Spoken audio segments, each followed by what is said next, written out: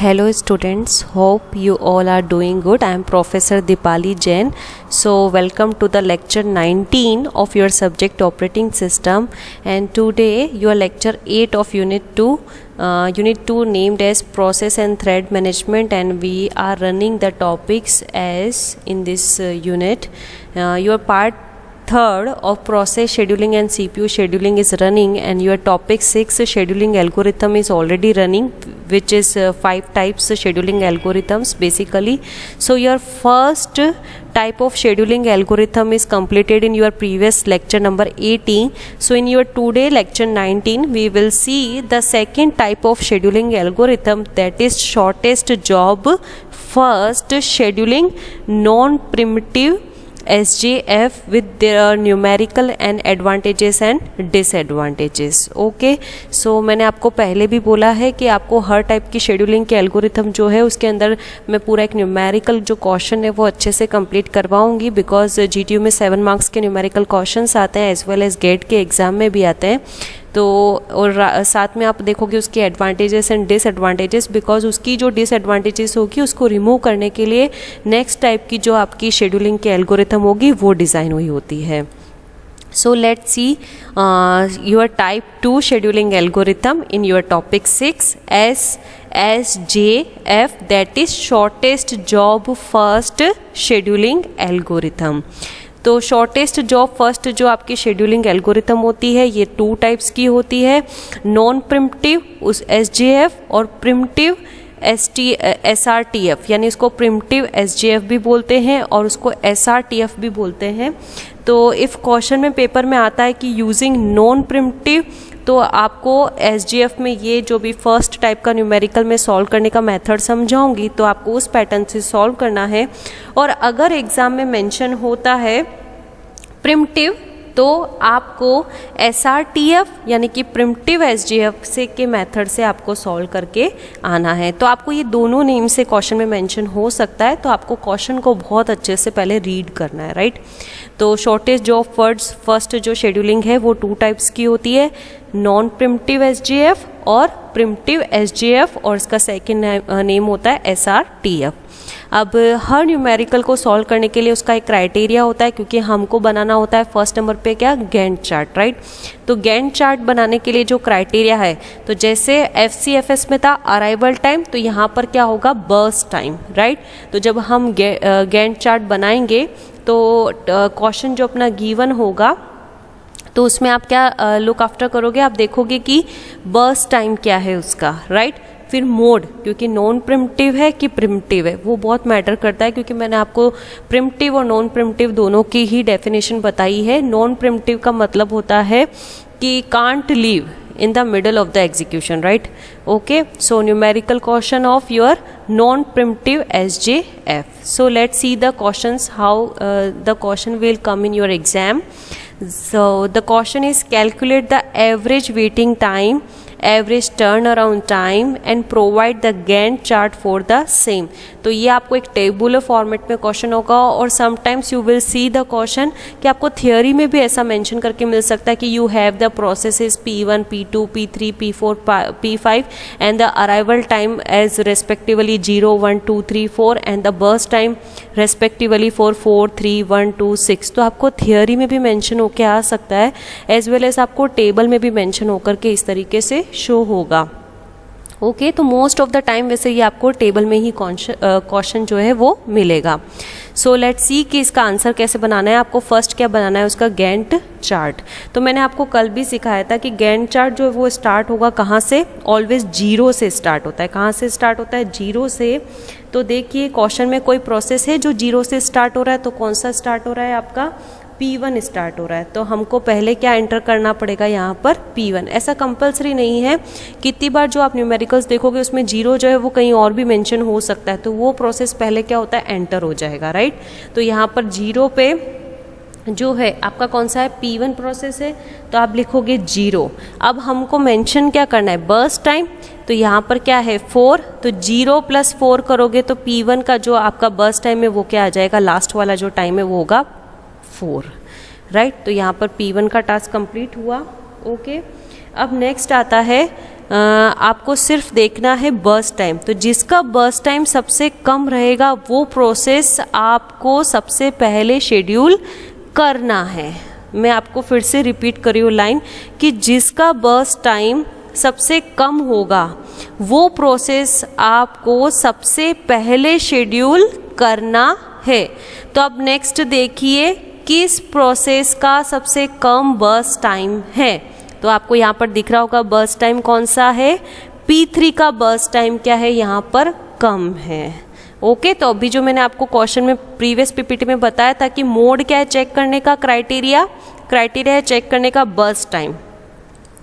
तो स्टार्ट आपको 0 से करना है, तो फर्स्ट वाले का आपको कहाँ से देखना है, P1 प्रोसेस आएगा, राइट। तो 0 + 4 कितना हो गया, 4। अब नेक्स्ट कौन सा प्रोसेस आएगा इनमें से, आउट ऑफ जो रिमेनिंग 4 बचे हैं आपके, उसमें से जिसका बर्स्ट टाइम जो है वो सबसे कम है।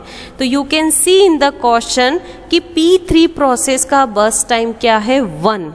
ओके, तो अब नेक्स्ट कौन सा प्रोसेस शेड्यूल होगा आपका, P3, और इसका बर्स्ट टाइम क्या है, 1। तो देखो यहाँ पर P3 आप लिखोगे, ओके, और उसके बाद बर्स्ट टाइम कितना है उसका, 1। तो 4 + 1 करोगे तो यहाँ पे क्या आ जाएगा आपका, 5। ओके, नेक्स्ट है बर्स्ट टाइम लेस, किसका, 2 किसका बर्स्ट टाइम है, 4 का, P4 का। तो यहाँ पर क्या आ जाएगा, P4, एंड 5 + 2 यहाँ पर क्या आ जाएगा, 7।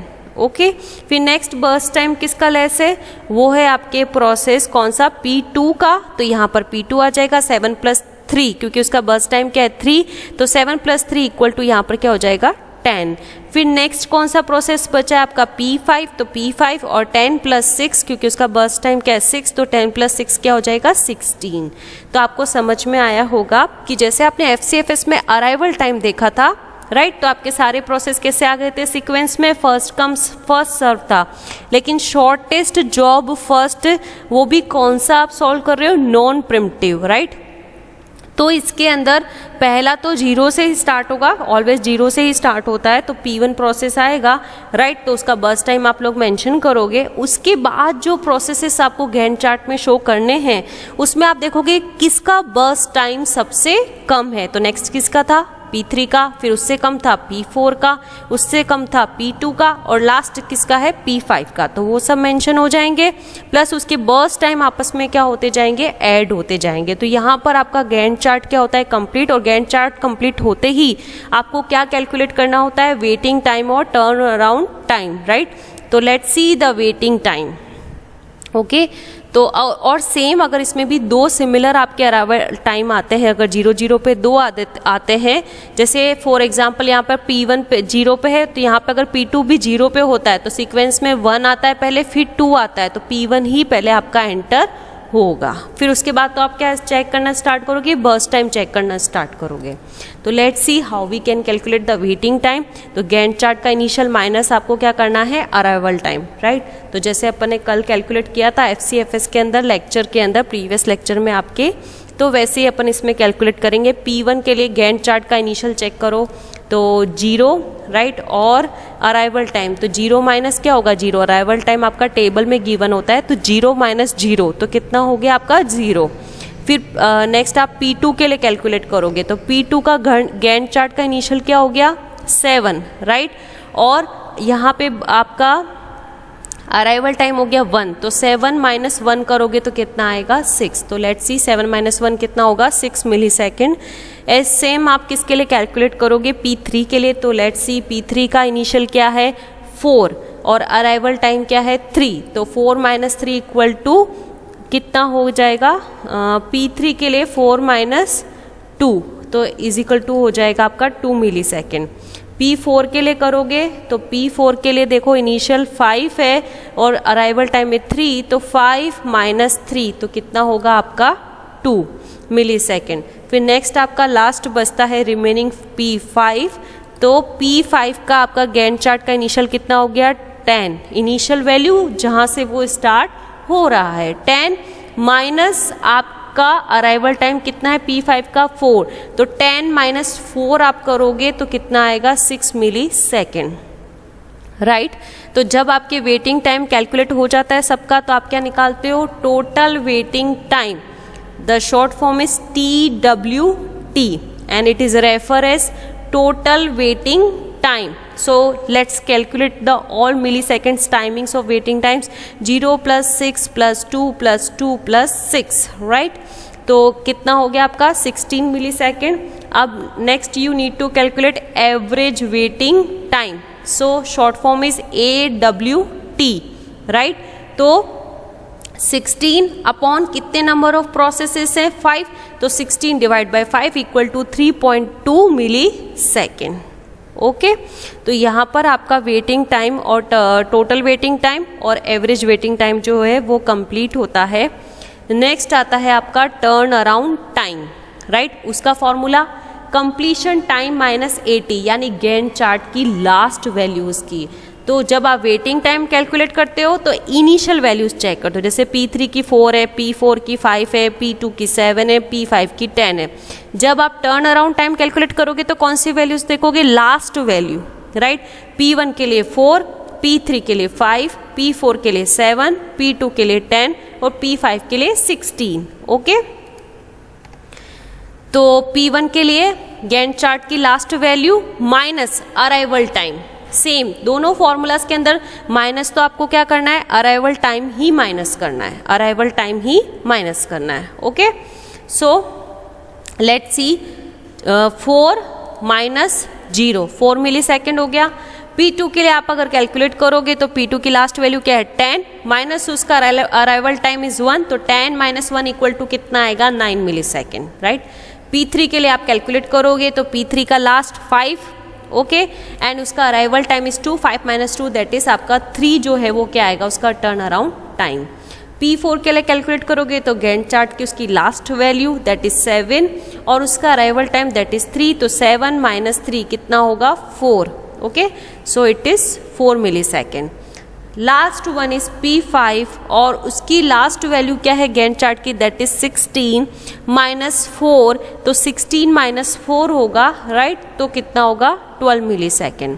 ओके, तो ये हो गया आपका टर्न अराउंड टाइम. तो टोटल टर्न अराउंड टाइम, तो यहाँ पे एक T और आएगा, TTAT, total turn around time. तो we need to add all these millisecond timings. 4 plus 9 plus 3 plus 4 plus 12, that is 32 milliseconds. Okay, अब now we need to calculate average total turn around time. Okay, average turn around time, the short form is ATAT, equal to 32 और number of processes is 5, तो 32 divided by 5 that is 6.4 millisecond. Okay, तो यहाँ पे सबसे important चीज़ क्या होती है? आपका गैंट चार्ट आपका अच्छे से बनाना. और गैंट चार्ट आपको कैसे बनाना है? शॉर्टेस्ट जॉब फर्स्ट, वो भी नॉन प्रिमिटिव मेथड के थ्रू. तो उसमें आपको बर्स्ट टाइम का यूज़ करना है. फर्स्ट जो स्टार्ट होगा हमेशा 0 से स्टार्ट होगा, तो 0 जिस भी प्रोसेस का होगा तो उसको मेंशन करेंगे. यहाँ P1 का है तो P1 को मेंशन किया है. अदरवाइज P4 का होता तो P4 को मेंशन करते, वहाँ से स्टार्ट करते, उसका बर्स्ट टाइम अपन यहाँ पर मेंशन करते. ओके, और अगर 2 सेम प्रोसेस या 3 सेम प्रोसेस का 0 0 और 0 लिखा हुआ मिलता अराइवल टाइम, राइट, तो किसको लेते? फर्स्ट अपन जो नंबरिंग में शॉर्ट है, तो उसमें भी कौन शॉर्ट रहेगा? P1 ही रहेगा, राइट? तो पहले क्या आएगा आपका? P1 उस सिचुएशन में. ओके, तो आपको बर्स्ट टाइम जो है वो मेंशन करने हैं इसके अंदर. तो 0 फिर 4 आएगा. 4 के बाद किसका बर्स्ट टाइम सबसे कम था? P3 का, तो P3 आपका जो है वो प्रोसेस होगा. तो 4 + 1 करोगे तो 5. इस तरीके से आपको गैंट चार्ट अच्छे से बनाना है. जब वेटिंग टाइम कैलकुलेट करोगे तो गैंट चार्ट की इनिशियल वैल्यूज लोगे, राइट? और जब आप टर्न अराउंड टाइम लोगे तो आप हर प्रोसेस की लास्ट जो वैल्यू है वो लोगे. माइनस क्या करना रहेगा? आपको इस टेबल में से अराइवल टाइम को माइनस करना रहेगा. तो इस तरीके से आपको न्यूमेरिकल जैसा मैंने हैंड रिटन यहाँ पर आपको सॉल्व करके दिया है, तो आपको सेम वैसा GTU के अंदर सॉल्व करके आना है. ये आंसर करेक्ट होना इज़ वेरी इंपॉर्टेंट, राइट? तो आप उस टाइम पे 7 मार्क्स के क्वेश्चन में बहुत इजीली ये स्टेप बाय स्टेप सॉल्व करके आ सकते हो. तो यहाँ पर आपका जो नेक्स्ट जो है ये नॉन प्रिमिटिव SJF कंप्लीट होता है. तो let's see the advantages and disadvantages of non primitive SJF scheduling algorithm. Advantages, less waiting time, तो पहले वेटिंग टाइम जो है आपका वो क्या हो रहा था, बहुत ज़्यादा आ रहा था, और यहाँ पे क्या आ रहा है आपका, कम आ रहा है। तो ये सेम क्वेश्चन है, देखो जो मैंने FCFS में न्यूमेरिकल कराया है उसी को मैं आपको किससे करवा रही हूँ, नॉन प्रिमिटिव SGF से। सेम न्यूमेरिकल मैं आपको सारी एल्गोरिथम में यूज़ करके बताऊंगी, तो उससे आपको उनके बीच का डिफरेंस समझ में आएगा। तो ये FCFS का जब मैंने सॉल्व किया था तो उसका एवरेज वेटिंग टाइम कितना आ रहा था आपका, एवरेज वेटिंग टाइम आ रहा था 3.8 मिलीसेकंड, राइट। और अभी मैंने नॉन प्रिमिटिव SGF किया था तो उसका एवरेज वेटिंग टाइम जो आ रहा था वो कितना आ रहा है आपका, 3.2 मिलीसेकंड, राइट। तो प्रीवियस वन में आपका आ रहा था 3.8, वहाँ पे आपको क्या मिल रहा है अभी वेटिंग टाइम 3.2, तो आपका वेटिंग टाइम क्या हो गया, लेस। तो ये फर्स्ट उसकी क्या हो गई, advantage, less waiting time. Good response for short processes, तो ये उसके लिए रेस्पॉन्स बहुत फास्ट मिलता है। Disadvantages, it is difficult to estimate time required to complete the execution, जो टाइम जो है उसको एस्टिमेट करना क्या होता था, difficult. Starvation is possible for the long process, starvation की प्रॉब्लम जो थी वो किसमें थी, नॉन प्रिमिटिव SGF एल्गोरिथम्स में होती थी।